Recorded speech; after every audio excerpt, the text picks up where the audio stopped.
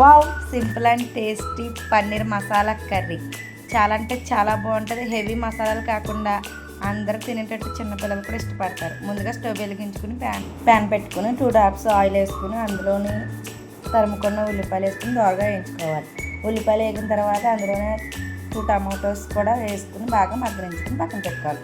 తర్వాత mixie jar తీసుకుని అందులో టేబుల్ స్పూన్ ధనియాలు, టేబుల్ స్పూన్ జీలకర్ర, అల్లం వెల్లుల్లి ముక్కలు, ముందుగా నానబెట్టుకున్న గసగసాలు, జీడిపప్పు వేసుకొని కోర్సుగా గ్రైండ్ చేసుకున్న తర్వాత మనం ముందుగా మగ్గబెట్టుకున్న టమాటో ఉల్లిపాయను కూడా వేసుకొని మిక్సీ పట్టుకుని పక్కన పెట్టుకోవాలి. పన్నీర్ పీసెస్ని కట్ చేసుకొని పక్కన పెట్టుకోవాలి. తర్వాత స్టవ్ వెలిగించుకొని ప్యాన్ పెట్టుకుని ఆయిల్ వేసుకొని పన్నీర్ పీసెస్ని కలర్ మారేంత వరకు గోల్డెన్ కలర్లో వేపుకోవాలి.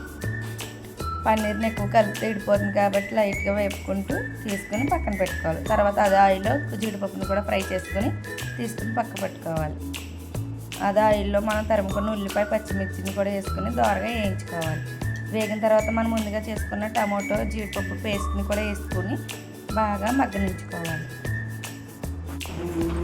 ఈ మసాలా అంతా ఆయిల్లో కలిసేంత వరకు బాగా ఫ్రై చేసుకున్న తర్వాత ఉప్పు, పసుపు, కారం వేసుకొని ఇది కూడా బాగా కలుపుకోవాలి. అందులోనే చిటికుడు గరం మసాలా పేస్ట్, హోమ్మేడ్ గరం మసాలా ఇది వేసుకొని బాగా కలుపుకోవాలి. తర్వాత సరిపడాన్ని వాటర్ కూడా పోసుకొని మసాలా పేస్ట్ అంతా బాగా మగ్గనించుకోవాలి. తర్వాత అందులోనే ఫ్రెష్ క్రీమ్, పెరుగు కలిపింది వేసుకుని మళ్ళీ బాగా కలుపుకోవాలి.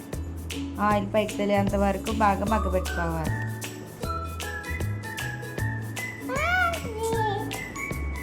ఇలా మగ్గిన దాంట్లో మనం ముందుగా ఫ్రై చేసుకున్న పన్నీర్ పీసెస్ని వేసుకొని బాగా కలుపుకోవాలి.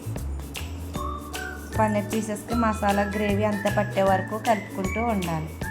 ఆయిల్ పైకి తేలాక స్టవ్ ఆఫ్ చేసుకొని మళ్ళీ కొద్దిగా ఫ్రెష్ క్రీమ్ వేసుకుని సర్వ్ చేసుకుంటే yummy tasty paneer masala curry ready. చాలా అంటే చాలా టేస్ట్గా ఉంటుంది. ఒక్కసారి ట్రై చేయండి. సబ్స్క్రైబ్